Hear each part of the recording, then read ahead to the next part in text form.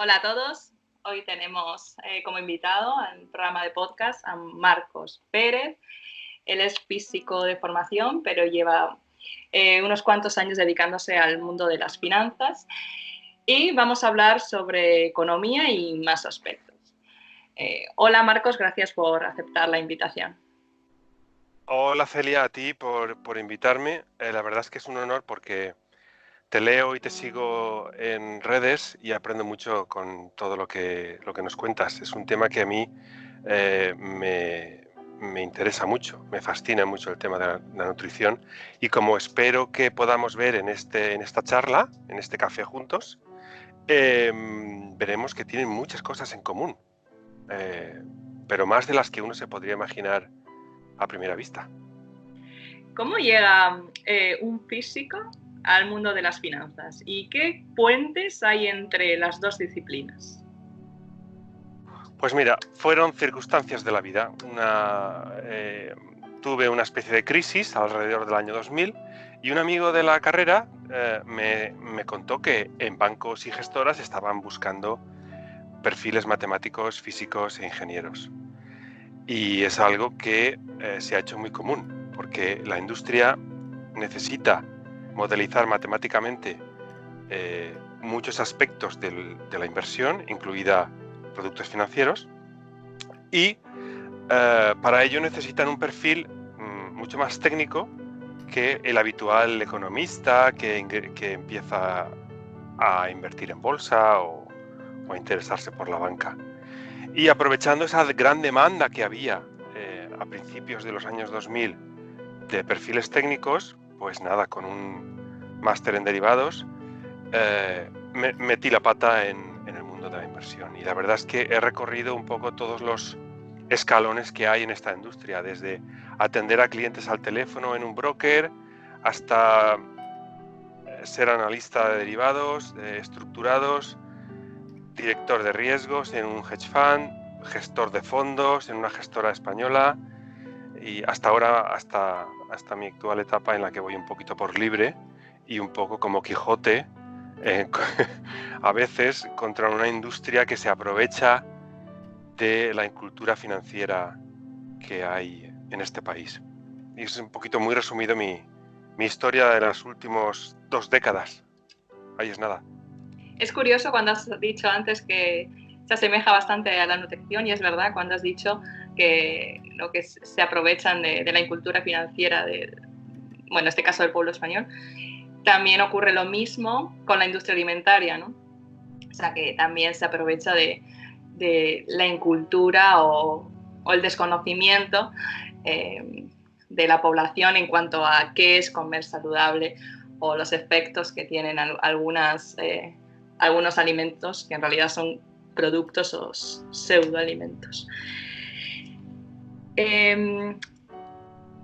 ¿Por qué piensas que está mal visto o no es un tema muy abierto entre la gente, de conversación, o sea, el mundo financiero? Hablar de finanzas no es algo que digamos, se haga en la barra de un bar o tomando un café o en el círculo de amigos. ¿Por qué crees que nuestra sociedad pone barreras a ese tipo de asuntos?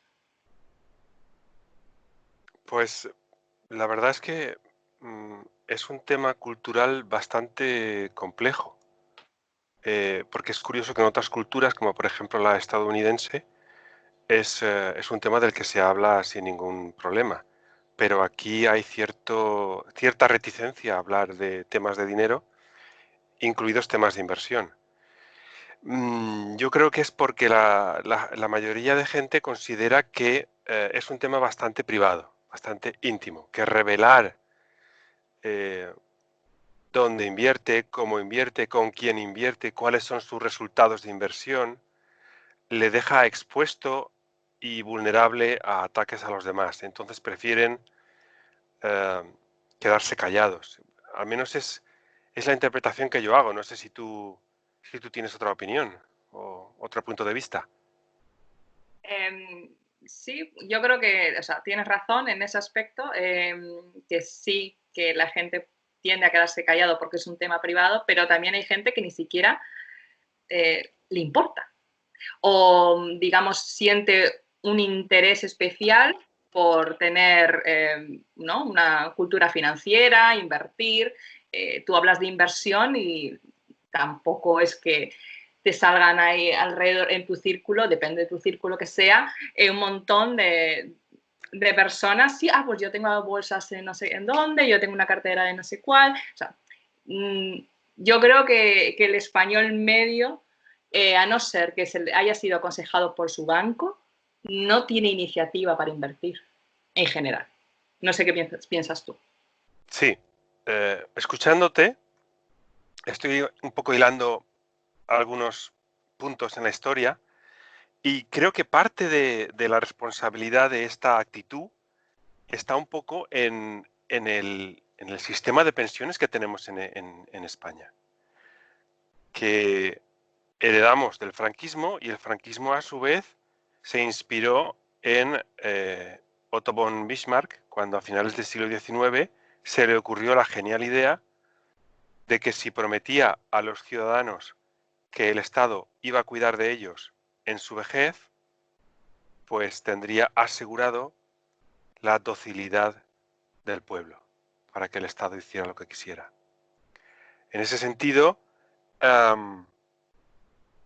somos vulnerables, somos dependientes de lo que haga el Estado.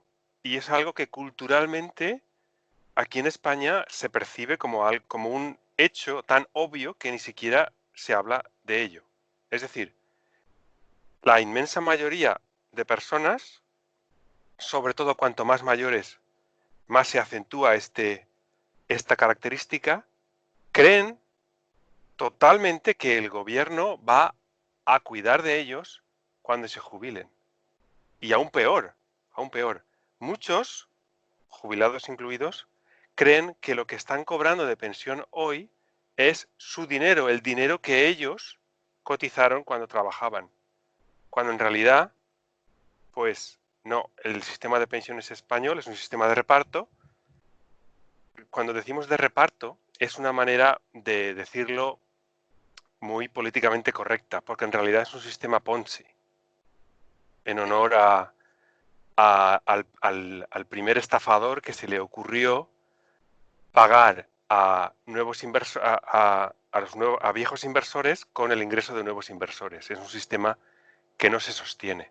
Entonces, de todas maneras, a pesar de que es un sistema Ponzi que no se sostiene en el tiempo cuando la pirámide poblacional deja de ser triangular, pues la gente sigue creyendo que el gobierno se va a ocupar de ellos. Entonces, si tú crees que papá Estado se va a ocupar de ti, ¿qué sentido tiene intentar buscar una rentabilidad a tus ahorros? O aún peor, ¿qué sentido tiene intentar ahorrar?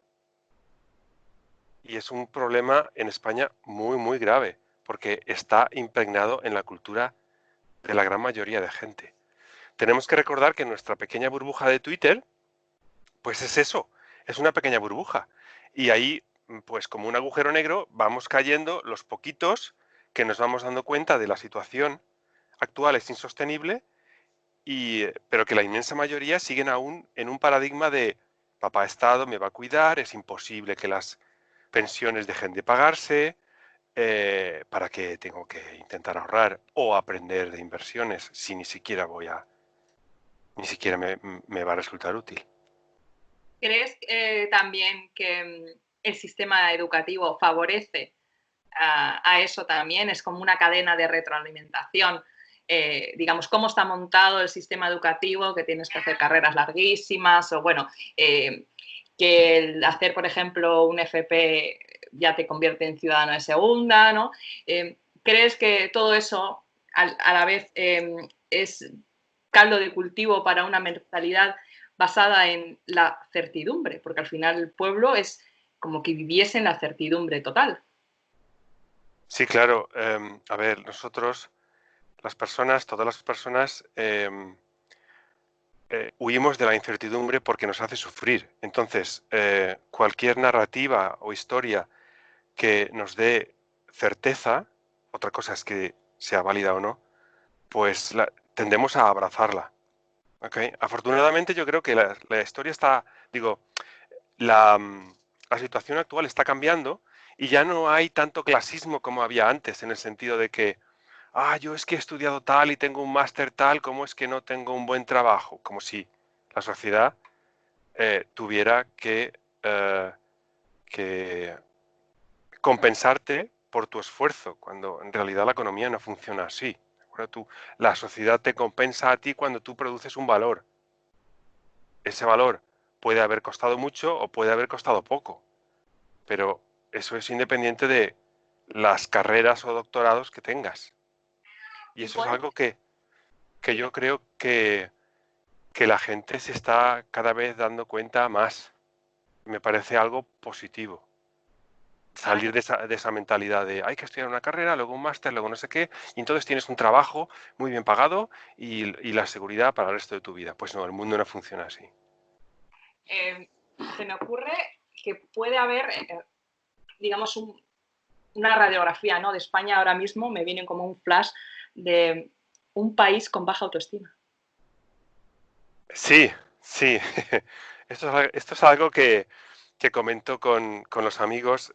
No soy historiador, entonces no sé hasta qué punto puede ser cierto, pero la verdad es que algunos historiadores, incluido el americano Payne, leía un artículo sobre ello ayer, comentan que la cultura española se ha ido convirtiendo con el paso de los siglos en una cultura con miedo y una cultura perdedora, en el sentido de que se ha desarrollado una mentalidad de aversión al riesgo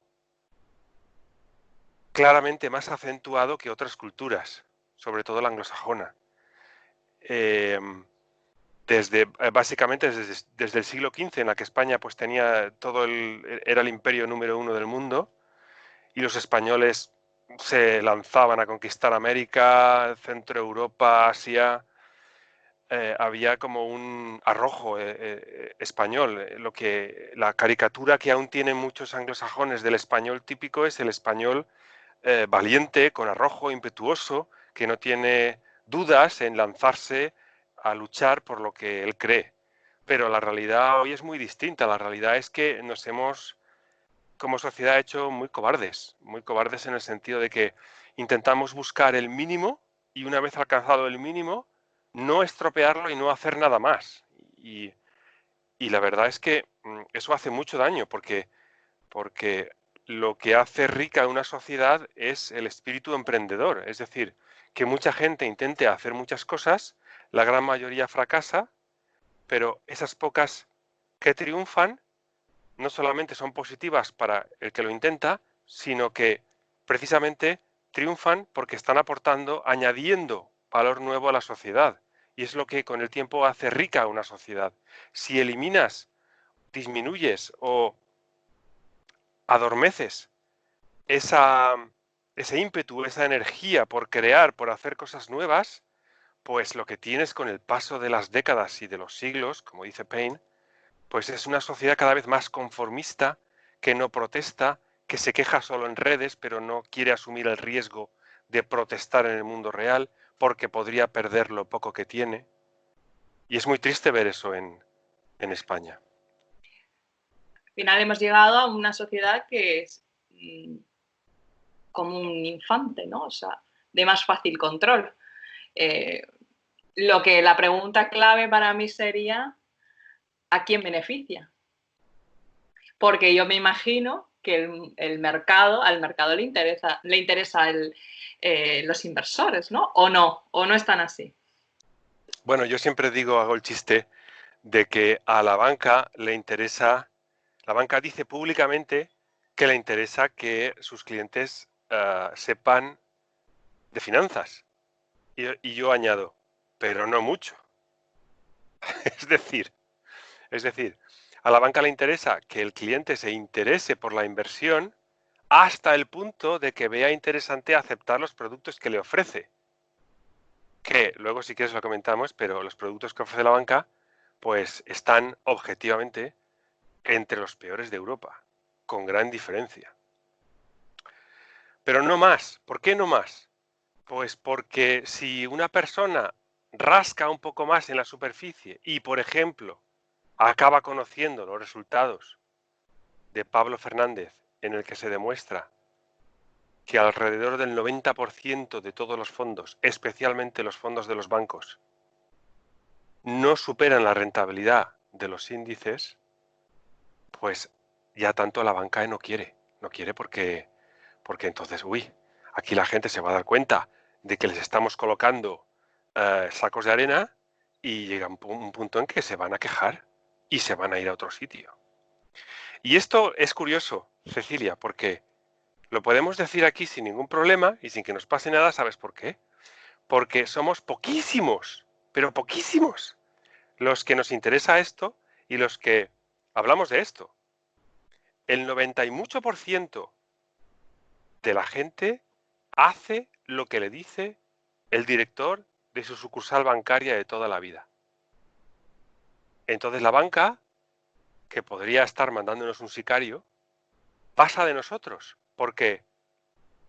Porque no tenemos ninguna influencia en esa gran masa de cliente cautivo bancarizado. Es decir, podemos hablar con libertad, que no nos va a pasar nada, porque prácticamente estamos predicando en el desierto. Se me, se me ha venido a la mente la época cuando teníamos el dinero en casa. Que apenas hacíamos transacciones en el banco, a no ser ir a pedir a un préstamo, lo que sea, pero bueno, se te pagaba en mano y no era otra cultura diferente. Igual deberíamos, no sé si volver del todo o bueno, o quitar un poquito de comida a los bancos. ¿Qué piensas? Bueno, lo que pienso es que todo en realidad puede ser interpretado y utilizado como instrumentos a nuestro favor. Es decir, el banco abusa legalmente de la gente porque la gente se deja y es legal. Entonces, para poder utilizar los bancos a nuestro favor, tenemos que despertar. Y una palabra que no me gusta, pero que está muy de moda, es empoderarse. Es decir, darse cuenta de que sabiendo un poco más, podemos decidir mejor qué hacer, en este caso, con los servicios que ofrece la banca. Y decidir qué es lo que nos conviene usar de un banco o de otro. Porque piensa en una cosa, para un banco, el cliente ideal es el cliente que acepta sus fondos de inversión, está hipotecado, está endeudado y no puede salir de ese círculo constante de pagar deudas, más deudas, invertir en los fondos que me da el banco, porque es un cliente como podríamos luego hablar de las farmacéuticas, que es un cliente crónico de por vida, al que no se le cura, sino se le mantiene con vida para seguir extrayendo comisiones de él, ¿no? Esto lo sabrás tú mejor, ¿no? Pero hay una escritora, no sé si tengo el libro por aquí, que comenta que hay una tendencia en las farmacéuticas a no curar las enfermedades, sino a hacerlas crónicas porque una pastilla de 20 euros solo da un beneficio de 20 euros, pero una pastilla todos los meses de 20 euros da beneficio mientras el cliente viva. Entonces es más rentable pues tener enfermos crónicos que curar enfermedades. Esto puede ser un poquito conspiranoico, ¿no? Pero el símil es muy apropiado para el mundo de la banca. Un cliente endeudado, hipotecado, que acepta los productos, le están cosiendo a comisiones, en la gran mayoría de los casos, de las que ni siquiera es consciente. Yo me encuentro con multitud de personas que ni siquiera saben cuánto le están cobrando el banco por sus inversiones. Y a veces supera el 3% anual. Ese 3% es un número muy importante porque produce que a largo plazo, al cabo de 2-3 décadas, si la inversión es rentable, cosa que con los productos bancarios no sucede, si la inversión fuera rentable, dejarían de ganar la mitad de lo que pueden ganar. Entonces esto, cuando estamos pensando en un patrimonio para la jubilación, es un impacto brutal. Pues bien, la gran mayoría no es consciente de ello. La gran mayoría son clientes cautivos de los bancos que simplemente tragan todo lo que les hacen ellos. Y lo que creo que debería hacer la gente es despertar, es decir, darse cuenta de que el banco es necesario para unas cosas, muy pocas, pero no para todo. Y no aceptar que el banco dirija nuestra vida financiera. Pero claro, para eso hace falta un esfuerzo, ¿no? Como cuando, por ejemplo, alguien con sobrepeso decide mejorar su salud, tiene que hacer algunos cambios, tiene que ser consciente de algunas cosas, tiene que tener una consistencia. Y un poquito otra vez volvemos allá a conectar con lo que decía al principio de que nutrición e inversión tienen muchos puntos en común. Sí, efectivamente, porque al final lo único que tenemos seguro realmente es nuestro cuerpo, hasta mientras estemos en esta vida, ¿no? Y la verdad que la dejadez a nivel general es alarmante, ¿no? O sea, cómo ha llegado el individuo a ese estado, ¿no? O sea, y si se deja en su propio cuerpo, ¿no? Su salud, qué no hará con otras cosas, ¿no? Y es algo impactante porque le preguntas a la gente, ¿no te importa el dinero? Sí, sí, me importa el dinero, pero le sacas estos temas a la luz y dices, ¿y conoces lo que te cobra el banco por esto y lo otro y lo otro? Y lo que dices, no saben, no son conscientes. ¿Y cuáles, cuáles crees que son las razones por la que caemos en eso o en general hace que el pequeño inversor pues no salga de del pienso que le echa el banco, ¿no? Bueno, es la comodidad. Es la comodidad de creer que están cuidando por ti, cuidando de ti, cuando en realidad te están exprimiendo como si fueras una vaca. Esto me permite, es una anécdota que recuerdo muy bien. Tras el máster en derivados en Barcelona, empecé a trabajar como broker. Te hablo del año 2001, ¿de acuerdo? Y recuerdo muy bien que pues yo estaba al cargo del teléfono, en aquella época Internet todavía no estaba muy desarrollado, y los clientes llamaban para que yo ejecutase sus órdenes en el terminal, ¿de acuerdo? Entonces, al cabo de los meses, pues claro, yo iba actualizando el Excel con las cuentas de los clientes y me di cuenta de que la inmensa mayoría de clientes pues perdían dinero y algunos cerraban sus cuentas. Y yo, inocente de mí, en aquellos años, pues fui a hablar con mi director y, y le dije, mira, si seguimos así, el broker va a cerrar porque se va a quedar sin clientes. Y el director se rió de mí, se rió de mí por mi inocencia, ¿no? Lo que me dijo es, mira, pero Marcos, pero es que Los clientes son como vacas. Tú coges una vaca y la exprimes hasta que ya, pues ya no hay nada más, ya no queda leche. Esa vaca al matadero y se sale a buscar nuevas vacas. Y utilizó este símil, ¿no? Luego me reí mucho cuando, viendo la película El Lobo de Wall Street, que recomiendo a todo el mundo, pues el personaje que interpreta Matthew McConaughey explica lo mismo a el novato de Leonardo DiCaprio cuando está a punto de empezar a trabajar para el broker. No utiliza el símil de la vaca que utilizaba mi jefe, pero es el mismo mensaje. Dice, vamos a ver, aquí los clientes están para exprimirlos. ¿De acuerdo? Entonces, ya no recuerdo la pregunta. ¿Por qué piensas que repetimos, ¿no?, esos patrones que hacen que no se el pequeño inversor no progrese o no llegue a hacer Sí, digamos, sí, sí, ahora entiendo, sí, sí, ahora recuerdo, sí. Pues es que creemos que los servicios bancarios están para ayudarnos, cuando los servicios bancarios están para exprimir al cliente. ¿De acuerdo?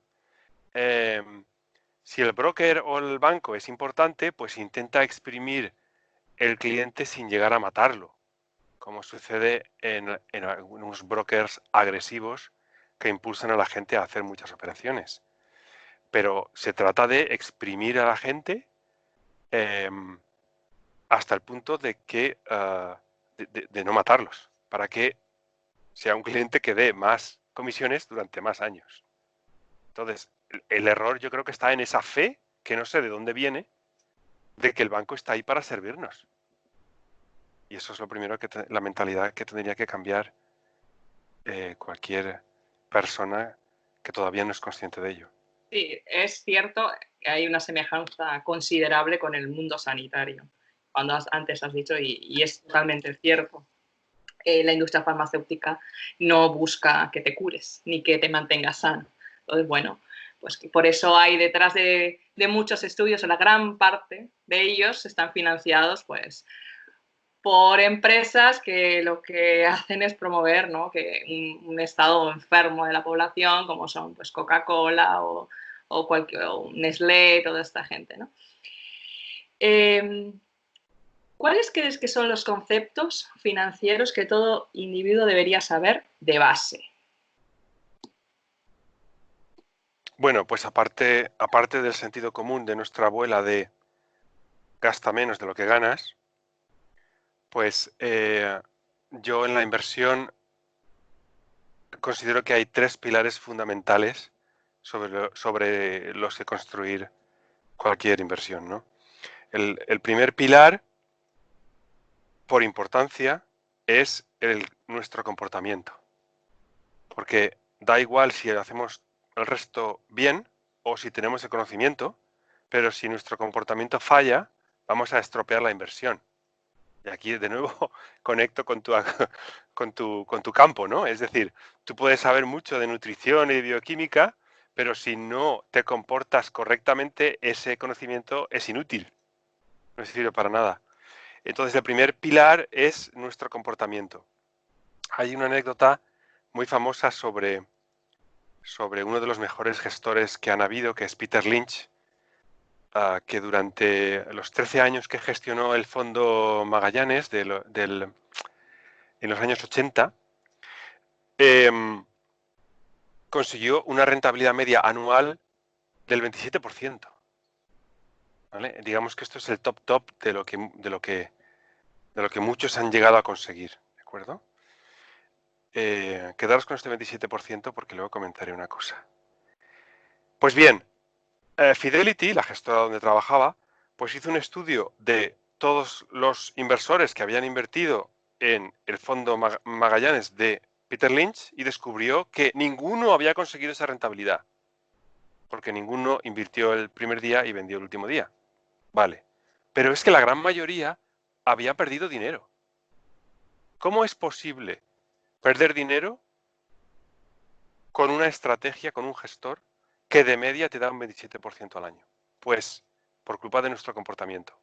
Y es que lo que hacían los inversores era que cuando el fondo volvía a aparecer en prensa con rentabilidades extraordinarias, por ejemplo, el año pasado Peter Lynch consiguió un 35%. Recibía un montón de suscripciones, es decir, mucha gente invertía en su fondo. Llega un momento en que su fondo pues empezaba a perder. En los siguientes 6 meses pues perdía 20-30%. La gente, empujada por sus emociones, por el dolor que sufre cuando observa pérdidas, desinvertía. Y esto se repetía a lo largo de los sucesivos ciclos de buen comportamiento y mal comportamiento, que al final llegan a esa media de 27%. Lo que hacía la gente es que su comportamiento les impedía conseguir los beneficios de una buena estrategia. Y esto pasa muchísimo, muchísimo. El segundo pilar es el de los costes, que he comentado un poquitín antes. Si estamos pagando en total alrededor del 3% o más, que hay algunas bancas privadas que en total se paga mucho más, vamos a dejar de ganar la mitad de lo que podríamos acumular en el largo plazo. Y esto, si una persona está pensando en la jubilación, es demasiado dinero. Es demasiado dinero, porque si tú esperas para tu jubilación X y solamente vas a obtener la mitad de X, pues no puede ser, así no puede ser. Entonces, los costes hay que mirarlos muchísimo. Y el tercer factor es, por supuesto, invertir con una estrategia que sea robusta, en el sentido de que nos dé una rentabilidad razonable y muy, muy segura de obtener a largo plazo. ¿Vale? Ahí es un poquito donde yo trabajo, en ese punto de estudiar qué estrategias pues son las más seguras en el largo plazo, por prudentes y por inevitables.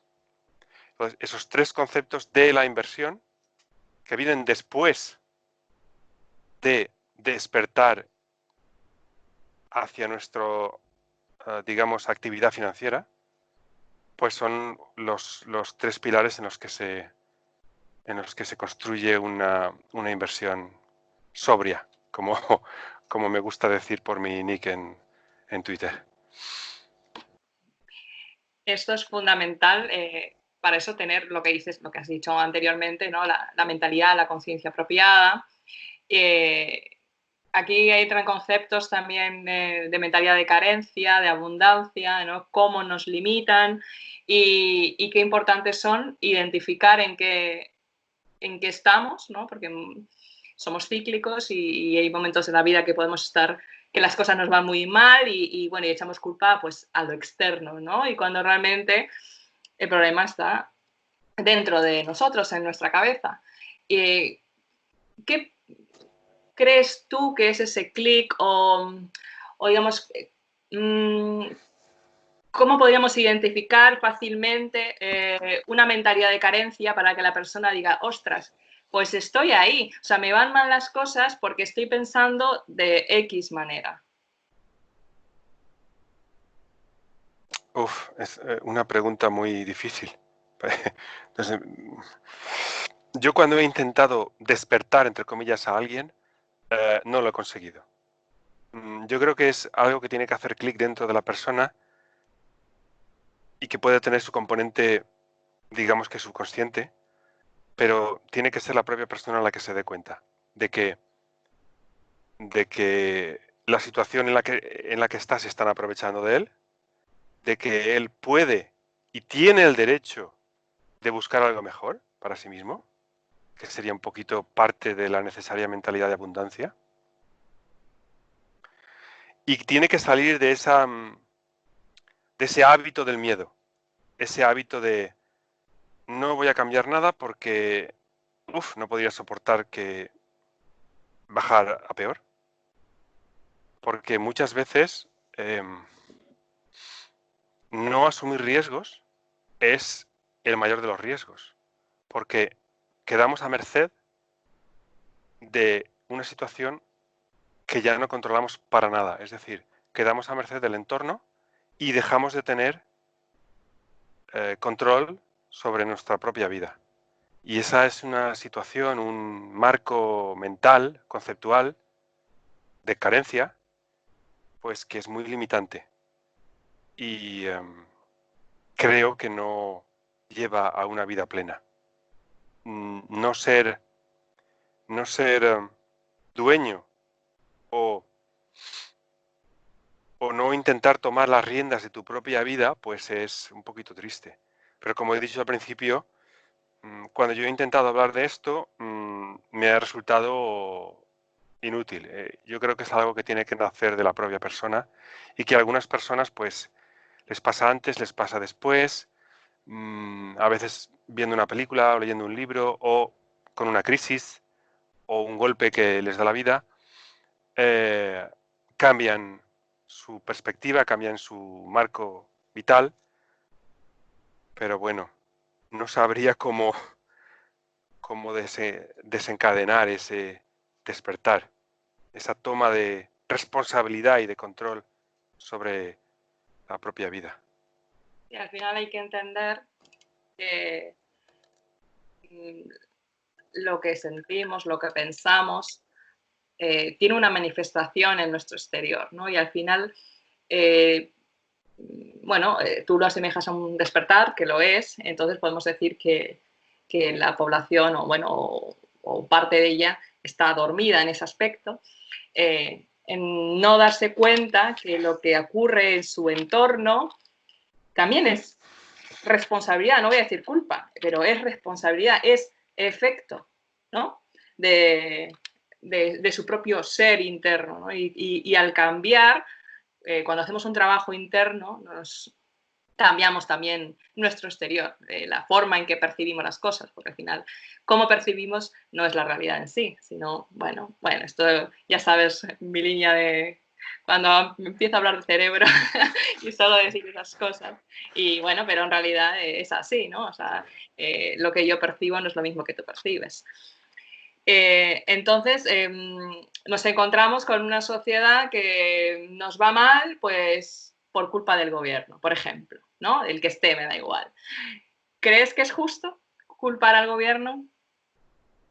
Bueno, es perfectamente esperable y normal cuando vives en un paradigma de miedo, de impotencia aprendida, pues echar culpas fuera, echar siempre la culpa a alguien exterior de lo que nos pasa. Si no hemos tomado responsabilidad sobre el camino y dirección hacia donde queremos construir nuestra vida, pues las culpas las tiene siempre otro. Y el muñeco más fácil de culpar es el gobierno, por supuesto. Lo que pasa es que esto es una falacia, porque el gobierno lo elegimos nosotros, ¿vale? Otro tema que daría para otro podcast es si el sistema de elección del gobierno es apropiado o no, que yo creo que no. Pero eh, el gobierno lo elegimos nosotros y si siempre nos estamos quejando del gobierno, pues lo que estamos haciendo en realidad es esquivar nuestra responsabilidad para actuar en aquellas facetas de nuestra vida que sí que tenemos control. Esto es un poquito el pensamiento de los estoicos clásicos. Es decir, uno se tiene que concentrar en aquello sobre lo que tiene control y trabajar ahí, porque lo demás es inútil quejarse del gobierno. Es inútil, hay que hacer algo dentro de nuestras posibilidades de acción. Otra vez conecta con nosotros como esclavos de los bancos. Pues bien, una vez te das cuenta de esa situación, no hay que quejarse en Twitter, hay que tomar aquellas acciones que están en nuestra mano tomar. Afortunadamente no vivimos en Corea del Norte, pero podemos hacer algo al respecto. Podemos hacer algo y es ahí donde tenemos que concentrarnos. Tanto en la faceta de inversiones como en la faceta de salud, como en todo lo que no está en las relaciones con los demás, todo aquello en lo que tenemos control o algo de control. Y la vida entonces es mucho más rica y mucho más gratificante, porque si no nos quedamos siempre en esa mentalidad de carencia en la que todo nos pasa. Es decir, es como vivir en un sofá sin techo. A veces llueve, hace sol, hace demasiado calor, nos mojamos, tenemos frío, todo nos pasa pasivamente. Lo que hay que hacer es romper con esa mentalidad de carencia, efectivamente. Sí, porque al final es lo que nos pasa, ¿no? Independientemente de las circunstancias de cada uno, llegar a tener el control ese que dices tú, bueno, que dicen los estoicos y no lo dices tú, y bueno, yo también lo comparto. Para eso hay que tener control sobre uno mismo. No puedes, o sea, lo primero que tienes que controlar es a ti. Y el resto de las cosas, bueno, fluirán como tengan que fluir, ¿no? Y es posible llevar una vida satisfactoria, con algunos altibajos, por supuesto, pero digamos con una media satisfactoria, independientemente de las circunstancias, cuando tú eres capaz de mantener un control sobre ti mismo, que es lo único que puedes controlar, ¿no? Tú y tu marco de acción. El problema es que cuando ni siquiera controlas a ti mismo, y tu marco de acción no es un marco de acción, es un marco pasivo, pues claro, al final pues estamos en la situación en la que estamos, ¿no? En redes, que yo te sigo obviamente y me encanta tu divulgación, sueles seguir una línea, bueno, bastante tirando a la escuela austríaca. ¿Qué ¿Qué es la escuela austríaca? ¿Cuáles son sus fundamentos o, digamos, los tips más importantes que la gente generalmente se queda con comunismo, liberalismo, ¿no? Sistema económico y ya está? Así, para el ciudadano de a pie, ¿qué nos podrías decir de eso? Bueno, pues la Escuela Austríaca de Pensamiento Económico es, como dice su palabra, pues una forma de entender la economía. Y es una forma de entender la economía que yo creo es más apropiada y respetuosa con la realidad que otras formas de entender la economía que ahora mismo son imperantes. Imperantes al punto de que es el único marco eh, que te van a enseñar en la universidad, el único marco que se investiga en las universidades y el único marco que implementan los bancos centrales es el punto neokeynesiano. Entonces, los que hemos descubierto la Escuela Austríaca de Pensamiento, pues somos, de nuevo, muy minoritarios, muy outsiders, pero como decidí hace ya bastantes años, yo prefiero perseguir la verdad a pesar de sus consecuencias, que intentar amoldarme a un marco en el que conseguir cierta seguridad a cambio de renunciar a la verdad. Entonces, para mí, la Escuela Austríaca de Economía es un marco conceptual para entender la economía que se aproxima más a la verdad, ¿vale? Y aquí lo de aproximarse es importante porque esto es como una asíntota en matemáticas. Podemos estar cada vez más cerca, pero la verdad absoluta ya es debatible si se puede conocer o no. Pero para mí está más cerca de la realidad. Aquí esto enlaza también con mi formación como físico. Y es que para intentar entender la realidad, pues construimos modelos, ¿vale? En el caso de la física, modelos matemáticos, pero que pueden ser metáforas. En realidad, las matemáticas podían ser consideradas un tipo de metáfora, en el que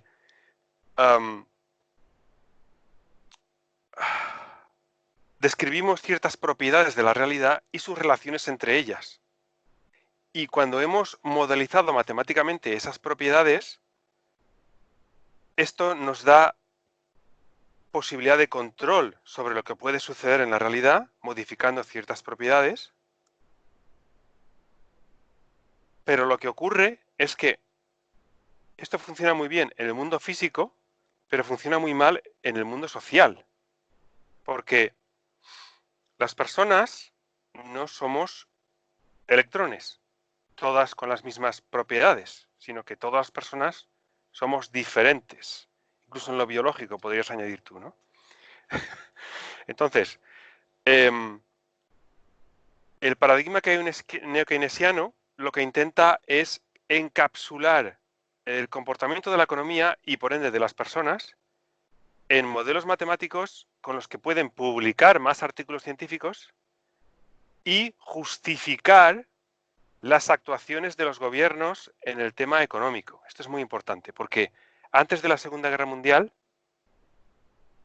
el paradigma keynesiano, pues Keynes estaba en ese momento escribiendo sus libros y había un debate entre qué modelo del mundo, qué paradigma, si el austríaco o el keynesiano o el marxista, eran más apropiados, más respetuosos y aproximados a la verdad.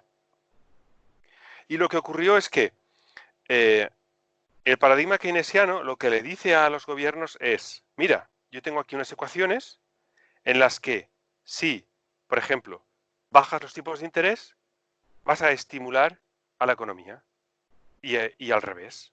O si modificas tal normativa sobre una actividad económica, pues vas a producir estos efectos.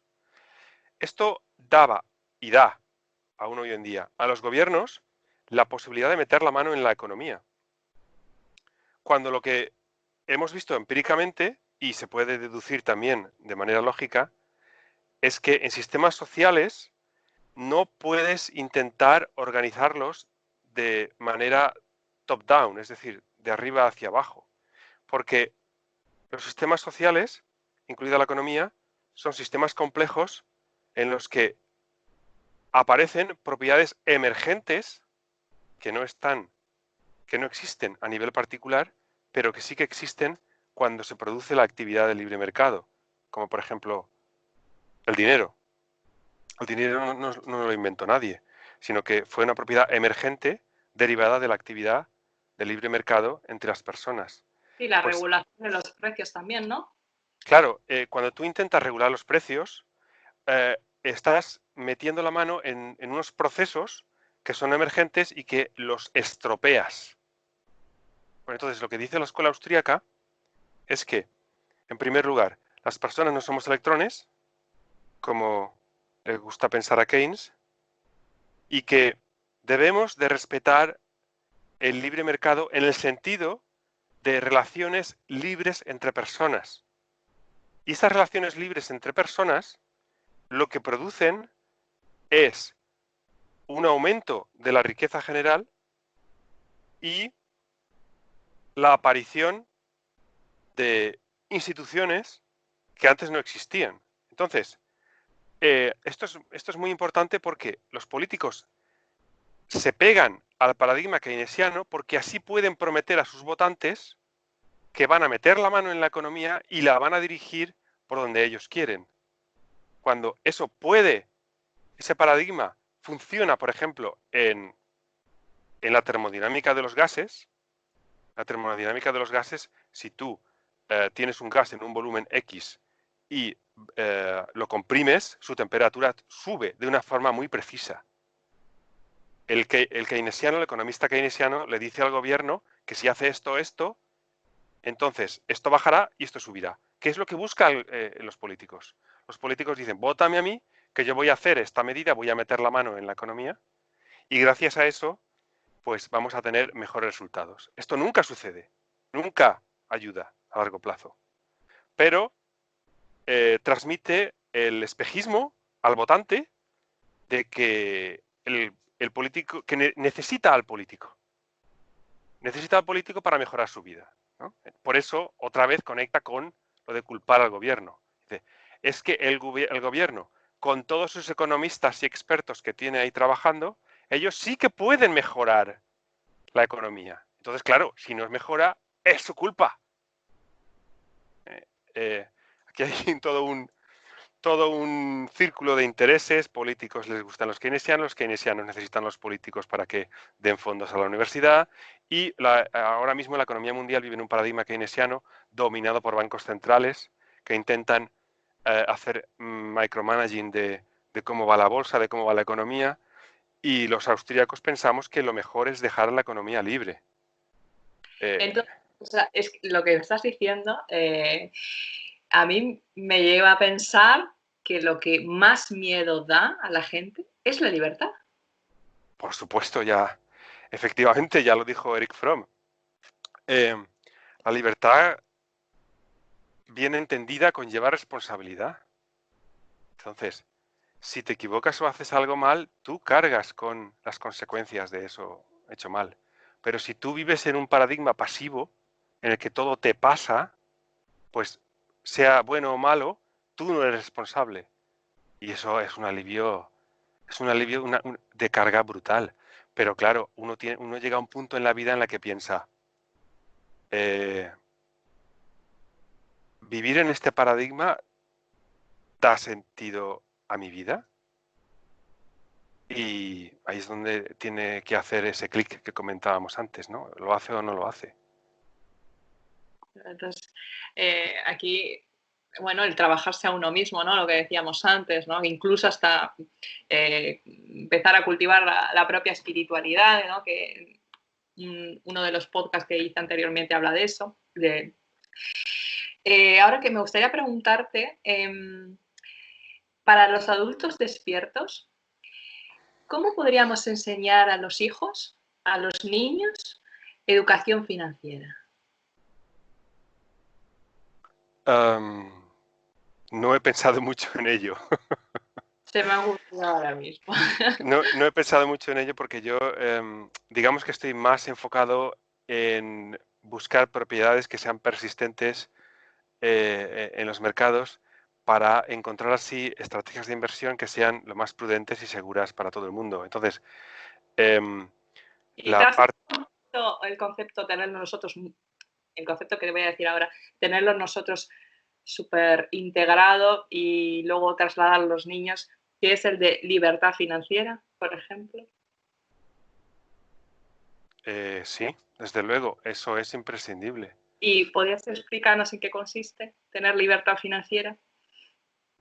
Bueno, depende de qué autor lo define de una manera u otra, pero en general podemos entender la libertad financiera cuando nuestros ingresos pasivos superan a nuestros gastos recurrentes. ¿Vale? Em, eh, también hay mucho talibán con la libertad financiera, ¿de acuerdo? Porque en Twitter hay verdaderas guerras sobre qué es la independencia financiera, qué no es, cómo se consigue, cómo conseguirla antes. Y la verdad es que yo creo que es una batalla un poquito sin sentido, porque em, ¿para qué quieres la libertad financiera? Si la quieres para no hacer nada y tumbarte en el sofá a ver la tele, pues qué triste, ¿no? Y si tú, por ejemplo, lo que quieres es dar significado a tu vida con una actividad, con un trabajo que llena tu vida, la independencia financiera es irrelevante porque tú en realidad estás disfrutando de tu actividad.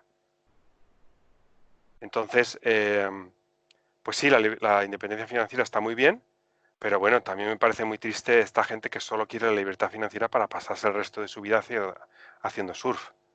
Que está muy bien hacer surf, ¿no? Pero que solo para divertirse a partir de cierta edad, pues no sé. Creo que enfocar la vida solo hacia la diversión es es una carencia. Pero es mi opinión, por supuesto. Claro, o sea, ahí entramos en juicios de valor. Claro, claro. Mm. Y para ir acabando, ¿quiénes han sido o son tus grandes mentores? Mis grandes mentores, pues, cuando yo empecé en el mundo de la inversión, el que me abrió los ojos a una forma de ver esto de una manera totalmente distinta y creo que más próxima a la realidad fue Nassim Taleb. ¿Vale? Nassim Taleb pues ha escrito muchos libros y para mí su mejor libro para aquellos interesados en invertir sigue siendo el primero que escribió. Bueno, el segundo. El primero fue un libro sobre derivados. Lo tengo ahí. Muy técnico. Ahora acaba de escribir otro libro técnico. Que se llama, en español, se tradujo por Existe la suerte. El original es Fooled by Randomness, que significa algo así como confundidos o engañados por el azar. Pues este libro a mí realmente me hizo dar un giro copernicano en mi forma de entender las inversiones. Entonces, el primero podría ser Nassim Taleb. El segundo tiene que ser Jack Bogle. Jack Bogle, ahora mismo en mi blog es el artículo que tengo en cabecera sobre su vida. Jack Bogle fue el que, no fue el primero, pero sí que fue el que popularizó y puso al alcance de todo el mundo la inversión indexada. Que no hemos hablado sobre ello, pero para mí la inversión indexada es la manera más apropiada de invertir, porque no hace predicciones de futuro. Pues Y explicar brevemente, si te apetece, unas líneas introductorias a eso. sí, si aceptamos, entre paréntesis, ojo que mucha gente no lo acepta, que el futuro es impredecible, especialmente de sistemas hipercomplejos como la sociedad y los mercados como manifestación de actividad entre personas libres, si aceptamos que ese futuro es impredecible, la manera de invertir tiene que ser coherente con esa naturaleza. Es decir, no puede hacer predicciones de futuro porque están condenadas al fracaso tarde o temprano. En el mundo de la inversión siempre tenemos al típico gurú que acertó el último movimiento, pero lo que no se ve es la inmensa mayoría de gurús que no acertaron el último movimiento. Eso nos da un sesgo de representatividad que nos hace creer que sí que hay gente que puede adivinar el futuro. Por eso todavía tengo yo batallas con gente que dice que sí, que es que ellos tienen un modelo que predice bien el futuro o que ellos sí que pueden predecir la evolución macroeconómica de los mercados a medio plazo, a corto y medio plazo. Y eso es en primer lugar empíricamente falso y en segundo lugar es fundamentalmente imposible por la propia naturaleza hipercompleja de los mercados financieros. Entonces, si aceptamos que los mercados son impredecibles, entonces hay que invertir con estrategias que no requieran predecir qué va a pasar. Y la indexación es una de ellas. Porque ¿qué hace la indexación? La indexación, en primer lugar, no es una estrategia pasiva, porque en la industria se tiende a llamar inversión pasiva a la inversión en índices. Pero no es para nada pasiva porque el índice nunca está quieto. Siempre está expulsando a las empresas que lo hacen mal y manteniendo deliberadamente a las empresas que lo hacen bien. Ahora, por ejemplo, este verano se está criticando muchísimo a las FANG, es decir, al grupo este de empresas formadas por Facebook, Alphabet, Apple, Microsoft, porque no paran de subir. No paran de subir y están llevando a los mercados bursátiles a una desconexión esquizoide con una realidad económica terrible. Es decir, por un lado tenemos a los mercados financieros que no paran de subir, y aquí todo es alegría, y por otro tenemos a la realidad económica que es terrible. Se están destruyendo empresas, la gente está perdiendo su empleo, no se ven posibilidades de mejora a medio plazo. Y se critica mucho a los índices porque, claro, estas empresas, como han subido tanto, ponderan una barbaridad y hacen subir a los índices. Pues bien, es que de eso se trata al invertir. Se trata de buscar maneras de invertir que mantengan a los ganadores mientras están ganando y expulsen a los perdedores mientras están perdiendo. Esto conecta con un economista de la escuela austríaca, Joseph Schumpeter, que ya a principios del siglo XX comentó que el capitalismo o libre mercado funciona precisamente reciclando las empresas, en lo que él llamó un proceso de destrucción creativa, en el que las empresas cuyo modelo de negocio triunfaba en un ciclo económico anterior, pues deja de funcionar y son sustituidas por otras nuevas empresas con nuevos modelos de negocio que capturan mejor la naturaleza del actual ciclo. Y esto siempre ha pasado así en todos los ciclos. Los índices nos dan la posibilidad de invertir en esta destrucción creativa, en este reciclaje constante del capitalismo, permitiendo capturar ese crecimiento económico y haciendo que nuestras inversiones sean rentables en el largo plazo. Y de alguna manera, y lo que me gusta es que es inevitable, porque los índices, precisamente por la manera que tienen de definirse, les da igual las razones por las que una empresa tiene éxito o, no, o es perdedora. Van a expulsar a las perdedoras y mantener a las ganadoras.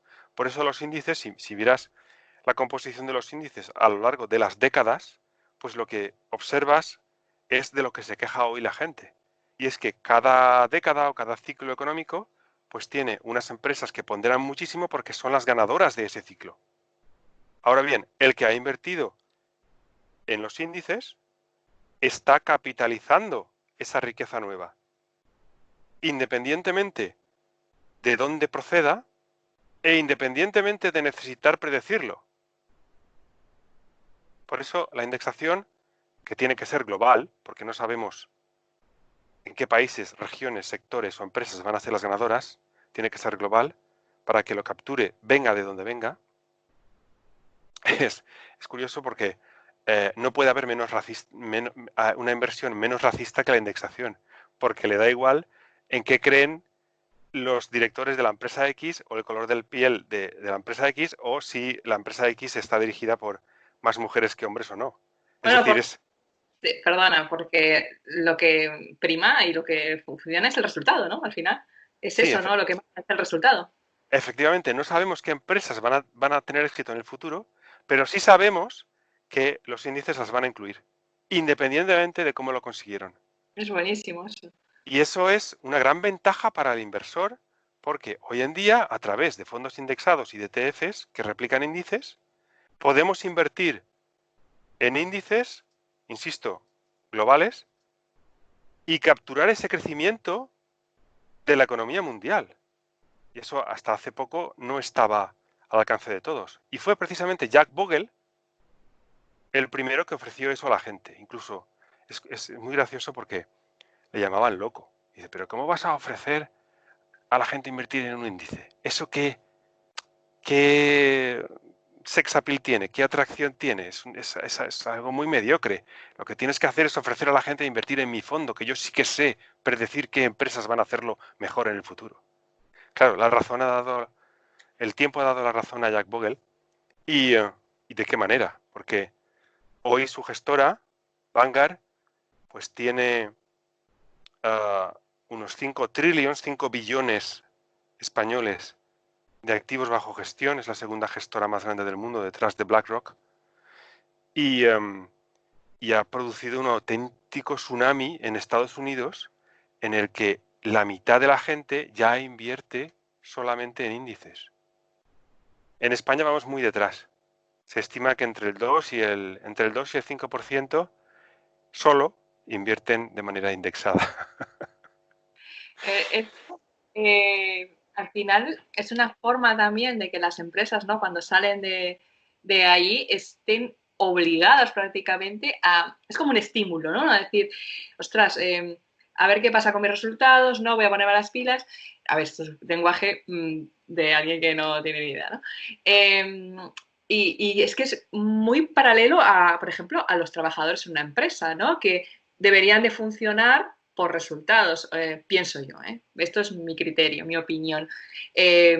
O contratar a alguien para una charla, que sea, da igual, quien sea, cómo se llame, el color de su piel o su género, lo que sea, lo que importa son los resultados.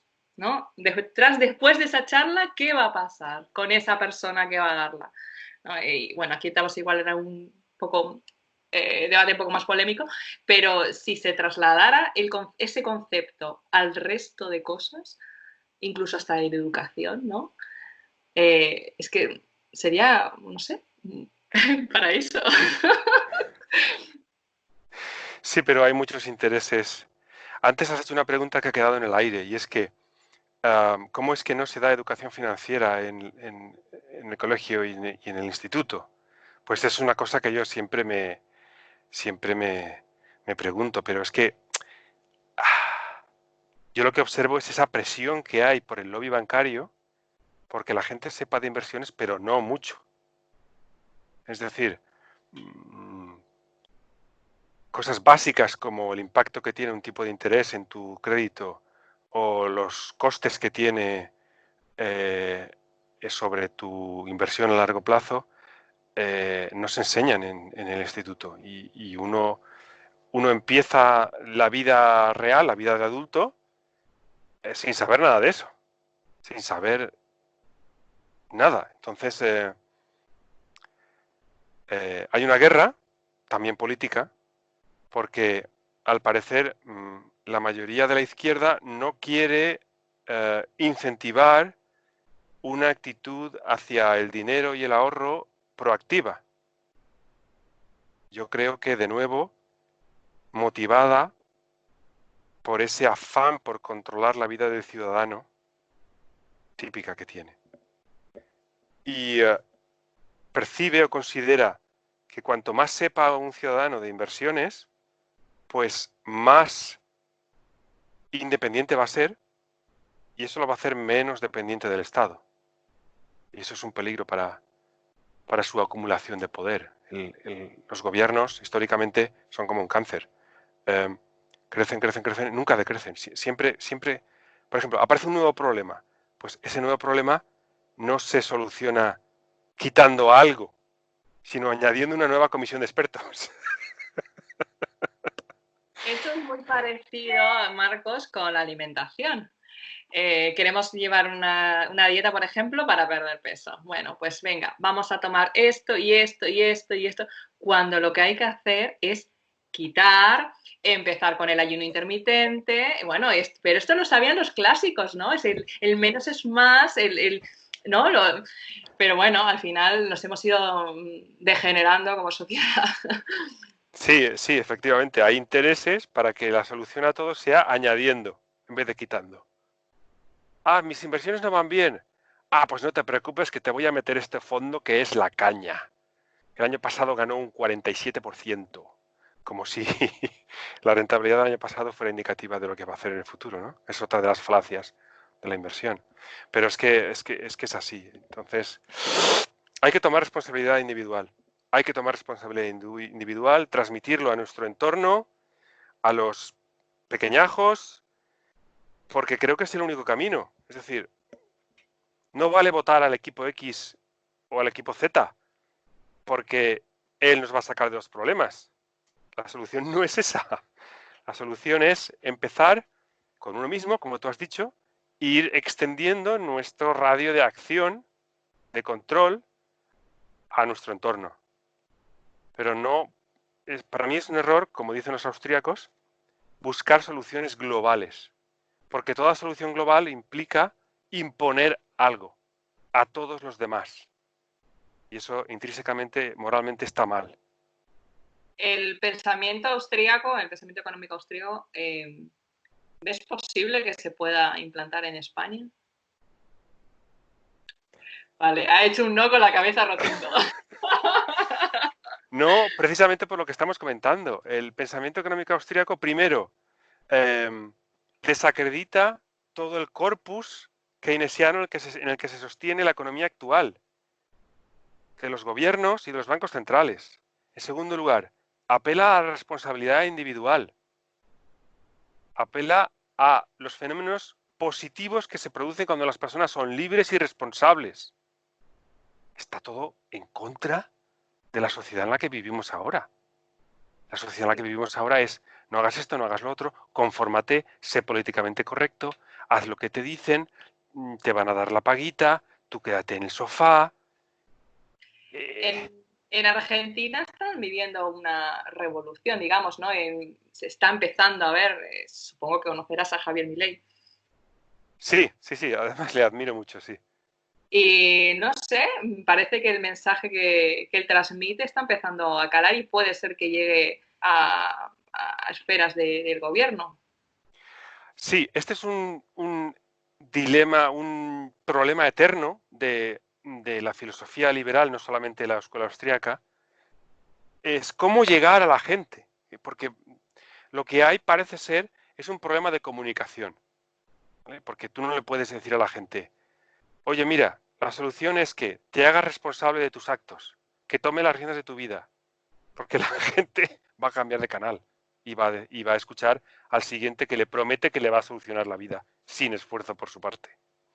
Entonces, Milei con su estilo, y Milei, para los que no lo conozcan, tiene un estilo muy rompedor, muy agresivo, eh, a algunos liberales no les gusta precisamente por eso, pero yo creo que es muy positivo el trabajo que está haciendo en Argentina porque está mostrando de una manera muy efectiva que hay otra forma de entender la economía y la vida en sociedad que no es la de un ordenamiento dirigido por parte del gobierno, sobre todo en Argentina. Argentina es una situación, tengo amigos argentinos, y es que ni ellos ni yo comprendemos cómo es posible que suceda lo que sucede. Los políticos argentinos prometen medidas que sistemáticamente durante décadas se demuestran inefectivas, más que inefectivas, perjudiciales para la gran mayoría de personas, y la gente sigue votando esas medidas. Es que yo la verdad es que no lo entiendo, no lo entiendo. Es como, no sé, pues mira, yo quiero perder peso, pero a partir de ahora solo me voy a alimentar de nocilla. Pues, ¿cómo es que no pierdo peso? Pues solo como nocilla. Ah, ya sé, voy a comer más nocilla. Y si, Bueno, yo creo que ¿sabes? lo que está pasando con la política es que se está dogmatizando, ¿no? Y al final, ser de un partido o de otro, da igual resultados, mira, y esto enlazamos con lo anterior, a la gente le da igual los resultados, mientras me mantenga dentro de mi dogma. Entonces, al final, el votar es un acto de fe. Sí, hay mucho de tribu en el hecho de votar, es decir, de ser fiel a tu tribu. Esto lo sabrás tú mejor que yo, pero se han hecho estudios en los que se observa que la gente da prioridad a el discurso de su tribu que a la verdad, independientemente de si conoce la verdad o no. Y eso es un... Sí, bueno, a ver, ahí entramos en temas neuronales, ¿no? Que ya sería cuestión de prestarle atención a la verdad, ¿vale? Frente a lo que conocemos, es desaprender. Y para desaprender para el cerebro es muy costoso. Entonces, Sí. bueno, pues vamos a lo que vamos, ¿no? A la pasividad. Y Sí. bueno, al voto por fe, por sentimiento, ¿no? Que al final es como si fuera un equipo de fútbol, ¿no? Cuando en realidad nos estamos jugando, pues, de base nuestra libertad. Sí, pero cuesta mucho porque cuando te separas algo de tu tribu, sea la que sea, te encuentras solo, perdido en un páramo. Y esa es una sensación muy desagradable. Y yo entiendo que mucha gente no la quiera experimentar. Es mucho más cómodo y transmite mucha mayor seguridad seguir fiel a tu tribu. Pero bueno, es una pena porque al final, volviendo otra vez a los austríacos, la sociedad la hacen las personas. Sin duda. Entonces, la solución no pasa por una ideología u otra, sino pasa por que las personas acepten el poder que tienen, su responsabilidad y construyan en base a eso. Y bueno, ese es el paradigma que a mí me gusta porque me parece que es el único el único moralmente aceptable. Pero otra cosa es que se pueda conseguir en la realidad, claro. Sí, y el único que realmente respeta al individuo, ¿no? Una vez que el individuo se ha identificado con su propio ser, ¿no? Digamos, bueno, y Exactamente. todo demás viene en añadido. Marcos, me ha encantado. ¡Buah! Repetiría 1000 veces, de verdad. Di a los oyentes, cuéntales dónde pueden encontrarte. Bueno, pues como he repetido varias veces, yo abogo por una inversión sobria en el sentido de alejada de cualquier tipo de exceso, de borrachera, sobrio el borracho, porque creo que para invertir, al igual que para llevar una vida sana, pues uno tiene que tomar una actitud sobria, de responsabilidad. Y de ahí viene mi nick en Twitter, que es Inversobrio, así de fácil. Y mi blog también, inversobrio.com. Así que el que quiera me puede encontrar en los dos sitios. Y te tomo la palabra. Si quieres otro día podemos hablar un poquito más de este paradigma de inversión que yo abogo, deducido de la escuela austríaca. Pero bueno, eso lo dejamos para más adelante porque si no vamos a emborrachar a tus oyentes con demasiado alcohol. Sí, no, y ahora estamos en temporada de equilibrio. Exacto. Bueno, Marcos, muchas gracias por venir a este espacio y nada, nos vemos en redes y en otras ocasiones, ¿vale? Gracias a ti, Cecilia. Chao. Chao.